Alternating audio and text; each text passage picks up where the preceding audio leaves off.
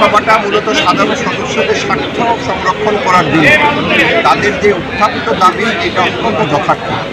আমাদের কোনো মাথা মতো এক্ষেত্রে আমরা বন্দর থেকে এখনো জায়গা পাচ্ছি না, যার জন্য আমরা যারা ছোটোখাটো হলেও।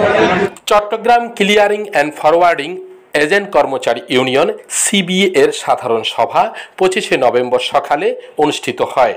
নগরীর বারেক বিল্ডিং 1 নং জেটি গেট জামে মসজিদ সংলগ্ন প্রাঙ্গণে ব্যাপক উৎসাহ উদ্দীপনার মধ্যে অনুষ্ঠিত সাধারণ সভায় 1000-এর অধিক সদস্য উপস্থিত ছিলেন।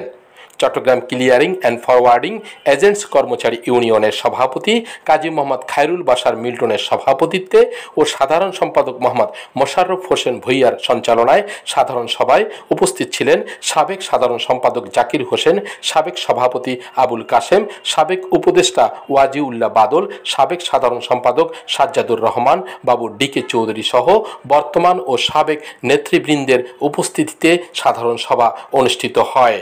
এ সময় সাধারণ সদস্যদের পক্ষ থেকে বক্তব্য রাখেন জসিমউদ্দিন, দিদারুল আলম, সুপায়ন বড়ুয়া, আব্দুর রহিম, মনিরুজ্জামান ও মোহাম্মদ হাশেম। এ সময় 2022 ও 2023 ইংরেজি অডিট রিপোর্ট ও হিসাব বিবরণী সদস্যদের হাতে তুলে দেওয়া হয়। এ সময় বক্তারা বিভিন্ন দাবি দেওয়ার কথা তুলে ধরে বলেন, বর্তমান কার্যনির্বাহী পরিষদ তাদের অক্লান্ত পরিশ্রম ও বিচক্ষণ নেতৃত্বে অর্ধশতাধিক শ্রমবিরোধের সফল নিষ্পত্তি করতে সক্ষম হয়েছে। নেতৃবৃন্দরা বলেন, সিএনএফ কর্মচারী ভাইদের কাঁধে কাঁধ মিলিয়ে হাতে হাত ধরে পারস্পরিক আন্তরিক ভ্রাতৃত্বের বন্ধনে আবদ্ধ হয়ে সকলের সুখে দুঃখে সঙ্গী হয়ে গড়ে তুলি বৃহত্তর সিএনএফ এক ঐক্যের পরিবার। সভাটা মূলত সাধারণ সদস্যদের স্বার্থ সংরক্ষণ করার জন্য তাদের যে উত্থাপিত দাবি এটা অত্যন্ত যথার্থ। নির্বাহী পরিষদ সিদ্ধান্ত নিয়ে দাবির যথার্থতার সাপেক্ষে আগামী দাবিনামা বিষয়টি উপস্থাপন করা হবে। আপনারা জানেন বৈশ্বিক পরিস্থিতি এবং সামগ্রিকভাবে দেশের যে পরিস্থিতি, এবং আমরা সবাই কিন্তু ডিজিটাল যুগে পৌঁছে গেছি। আমাদের গঠনতন্ত্রের যে বিষয়গুলো আছে সেগুলোকে সংরক্ষণ করা আমাদের দায়িত্ব এবং গঠনতন্ত্রকে সময়োপযোগী করেই সদস্যদের স্বার্থ সংরক্ষণ করা আমাদের প্রধান দায়িত্ব। আমরা এই দিকটা ব্যবহার করে শ্রমদপ্তর প্রেরিত বিভিন্ন ফর্ম যেটা সদস্য হওয়ার পূর্বশর্ত পূরণ করে সেই জিনিসটাকে প্রতিপাদ্য হিসেবে নিয়ে এবং কর্মচারী ইউনিয়নকে সদস্য বান্ধব করার লক্ষ্যে এবং অবৈধ সদস্য যারা হয়ে গেছে ইতিপূর্বে যাদের যথার্থতা নেই, গঠনতন্ত্রের মোতাবেক যারা বছর আগামী বছরের জন্য টাকা দিয়ে নির্বাহী পরিষদের মাধ্যমে রিনিউয়াল করে নেয়, যারা নেয়নি 2095 পর থেকে অনেকেই আছে এরকম যার সদস্য সংখ্যা প্রায় 1063 জন। আমরা নির্বাহী পরিষদে আলাপ করে গঠনতন্ত্রের আলোকে সেই সিদ্ধান্ত নেব এবং আধুনিকতার পরশ যেহেতু বেশি বায়োমেট্রিক সদস্যদের সশরীরে উপস্থিত হয়ে এবং পূর্বশর্ত যেটা কাস্টম সরকার লাইসেন্স বাধ্যতামূলক, কারণ কাস্টম যেখানে চাকরি করে তারাই এই সিএনএফের সদস্য হওয়ার যোগ্যতা রাখে।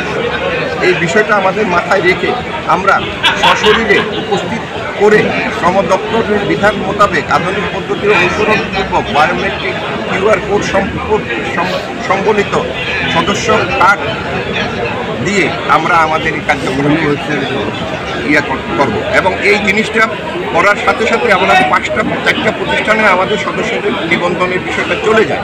রিনিউয়াল অ্যাক্ট, জাতীয় কাস্টম হাউস, বন্দর, ওনারশিপ অ্যাসোসিয়েশন এবং সর্বোপরি আমাদের রেজিস্ট্রেশন দাতা জেডিএল চট্টগ্রামে তাদের তথ্যটা চলে যায়। এখানে অবৈধ সদস্য থাকার কোনো সুযোগ নেই। আমরা সেই এবং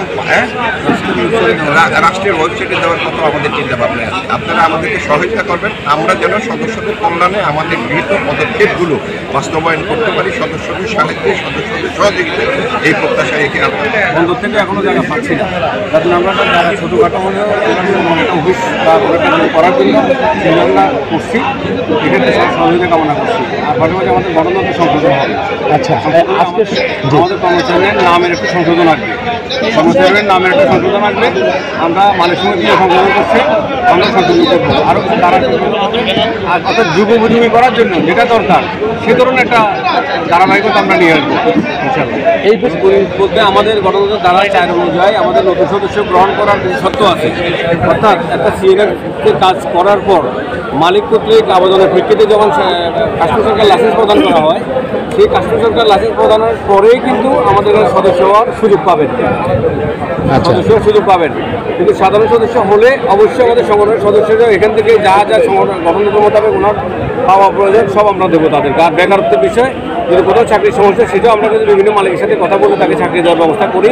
আবার মালিক কর্তৃক যদি কোনো ইনজাস্টিস হয়, সময়ের মোতাবেক যদি কোনো সে যদি কোনো রকমের অবিচারের সম্মুখীন হয়, সেখানে আমরা মালিক সমিতি আছে, আমরা আছি, আমরা ত্রিপক্ষীয় বৈঠক বা নিজেরা আলোচনা করে আমরা এটা দ্রুত সমাধান করি। ইতিমধ্যে আপনারা শুনেছেন আমরা প্রায় অনেকগুলো সমস্যার সমাধান করেছি, যেখানে আমরা প্রায় 51 লক্ষর উপরে টাকা আমরা অলরেডি তাদের দাবিনামা আদায় করে দিয়েছি টাকা। এর মধ্যে আরও কিছু আমাদের হাতে আছে, এগুলো আমরা ক্রমান্বয়ে আমরা করে যাবো ইনশাল্লাহ। আমরা যেহেতু সংগঠনের যেহেতু আমি সাধারণ সম্পাদক, সভাপতি বিক্রম ভাই আছে, পাশাপাশি আরও অনেকেই আছে, আমাদের 35 জন নেতা আছে, আমরা 11 জন উপদেষ্টা, একজন পরামর্শক আছে। কিন্তু আমরা শপথ গ্রহণ করেছি এই কর্মচারী সেই সংগঠন পাশাপাশি সাধারণ সদস্যদের কল্যাণ নিশ্চিত করার জন্যই আমরা শপথ গ্রহণ করেছি। কিন্তু আমার একটা বিষয় হলো এই সাইনবোর্ডটা যখন আমার পদের সাথে লেগেছে, তাহলে এখানকার দায়িত্ববোধের বাইরে অন্য কোনো চিন্তা করার সুযোগ নেই। এই ক্ষেত্রে আমরা সদস্যদের জন্য আগামীতে যে প্রস্তাবনাগুলো আমাদের দাবিনামা 25 সালের জানুয়ারি শেষ হবে, আমরা আরেকটা নতুন দাবিনামা আমরা কল্যাণ তহবিলে দেবো মালিক সমিতিকে। সেক্ষেত্রে আমরা যুগের সাথে তাল মিলিয়ে বর্তমান প্রেক্ষাপট চিন্তা করে অবশ্যই আমরা একটা ভালো কিছু আমরা দাবিনামা আদায় করার জন্য আমরা প্রস্তুত থাকবো ইনশাল্লাহ, এবং আছি এখানে এই মুহূর্তে। 16 বাংলা টিভি, চট্টগ্রাম। 16 বাংলা টিভি, আবহমান বাংলার